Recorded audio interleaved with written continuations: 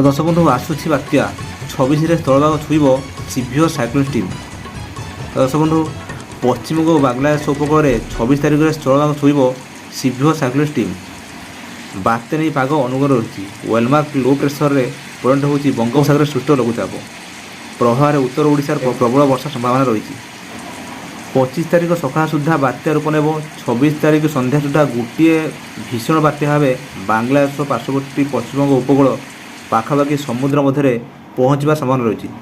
ବାଲେଶ୍ୱର, ଭଦ୍ରକ, କେନ୍ଦ୍ରାପଡ଼ା, ଜଗତସିଂହପୁର, ମୟୂରଭଞ୍ଜ, ଯାଜପୁର, କଟକ, କେଉଁଝର, ଢେଙ୍କାନାଳ, ଗଞ୍ଜାମ, ପୁରୀର ଅଧିକାଂଶ ଅଞ୍ଚଳରେ ସାମାନ୍ୟରୁ ମଧ୍ୟମ ବର୍ଷା ନେଇ ଅନୁମାନ କରିଛି ପାଣିପାଗ ବିଭାଗ। ବର୍ଷା ସମୟରେ ଘଣ୍ଟା ପ୍ରତି 50ରୁ 60 କିଲୋମିଟର ବେଗରେ ପବନ ବହିବ। ଦର୍ଶକ ବନ୍ଧୁ ଚାଲନ୍ତୁ ତ ପାଣିପାଗ ବିଭାଗ ତରଫରୁ ଯାହା ବି ଅଛି ସେଇଟା ଆପଣଙ୍କୁ ଅପଡ଼େଟ୍ ଆପଣ ଦେଖାଇଦେବି।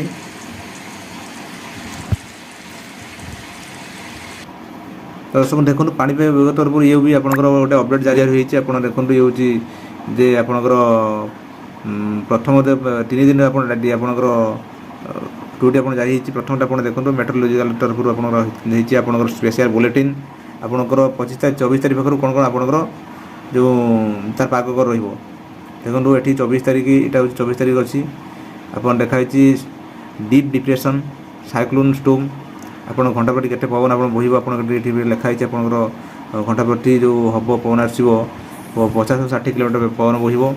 ଏଠି ଆପଣଙ୍କର ଯେଉଁ ରେନଫଲ୍ ହେବ ଆପଣଙ୍କର ଯେଉଁ ବର୍ଷା ହେବ କେଉଁ ଜିଲ୍ଲାକୁ ଆପଣ ହେବ ଯେଉଁ ୟେଲୋ କଲର୍ରେ ଅଛି ସେଠି ଆପଣଙ୍କର ଏଠି ବି ଦିଆହେଇଛି।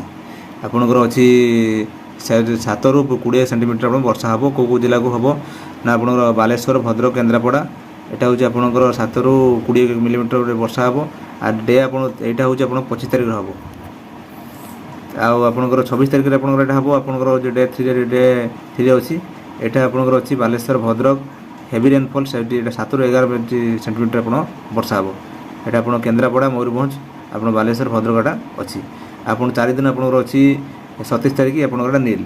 କେବଳ ଆପଣ 25 ଆଉ 26 ଆପଣଙ୍କର ଗୋଟେ ଦିନ ଆପଣଙ୍କର ଯେଉଁଟା 25 ଆଉ 26 2 ଦିନ ଆପଣଙ୍କର ଏଇଟା ଅଛି ଆପଣଙ୍କର ୱାର୍ଣ୍ଣିଂ ଅଛି।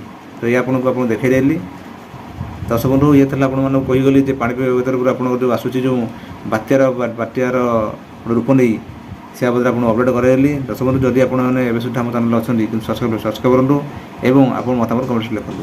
ଦର୍ଶକ ବନ୍ଧୁ ରହିଲି, ନମସ୍କାର, ଜୟ ଜଗନ୍ନାଥ।